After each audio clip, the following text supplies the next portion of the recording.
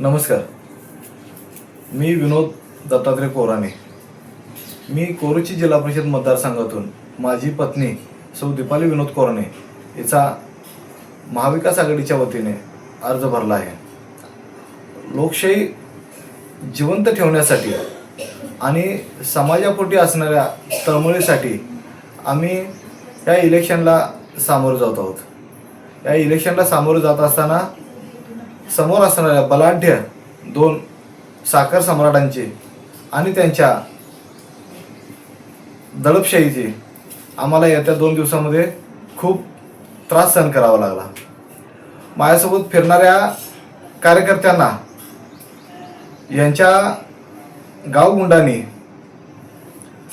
येत्या 8 दिवसामध्ये त्यांच्या फोटोला हार चढवले जातील. कोराणेंच्या सोबत फिरलात तर याद राखा, अशा धमक्या देण्याचं काम चालू झालंय.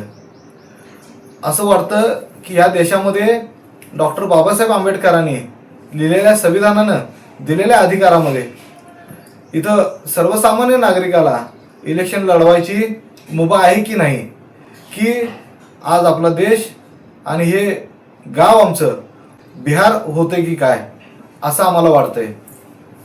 तेव्हा या गावातील स्वाभिमानी जनतेनं याकडं लक्ष द्यावं आणि ह्या दडपशाहीला, या गुंडगिरीला आणि या मोगलाईला न जुमानता आम्हाला सहकार्य करावं असं आम्हाला वाटतं. आज गावातील सर्वसामान्य तरुण आमच्यासोबत फिरण्यास घाबरत आहेत. त्यांच्यावर विविध प्रकारे दडपण आणली जात आहेत. आमच्या घराच्या भोवती 8-8, 10-10 माणसं रात्री अपरात्री फिरत्याला दिसत आहेत. ते आमच्यावर आम्ही कुठं जातो, काय करतो या पद्धतीनं ते लक्ष ठेवून आहेत. आम्हाला असं वाटतं की आमच्या जीविताला सुद्धा धोका उद्भवतोय. त्यामुळं या कोरोची जिल्हा परिषद मतदारसंघातील सर्वसामान्य जनतेनं आता ही इलेक्शन आपल्या हातात घ्यावी आणि या झुंडशाहीला आणि घराणेशाहीला त्यांची जागा दाखवून द्यावी, एवढं मी आवाहन करतो.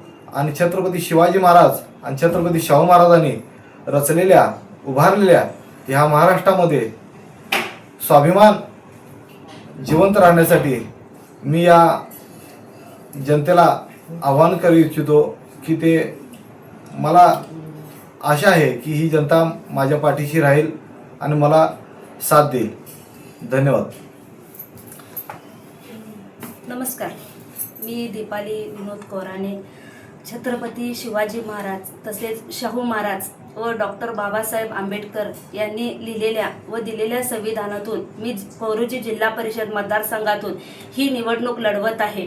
गेले 2 दिवस या लोकप्रतिनिधी व त्यांचे गुंड आमच्यावर किंवा आमच्या कार्यकर्त्यांवर जे काही धमकीचे व धमदाटकीचे कॉल येत आहेत, तसेच ते सोबत असताना सुद्धा आमच्या सोबत नसले असे आम्हाला जाणवत आहे. या मतदारसंघातून मी मतदारसंघाला असे आवाहन करते की ही फक्त कोराणे परिवाराची निवडणूक नसून सर्वसामान्य जनतेची निवडणूक आहे.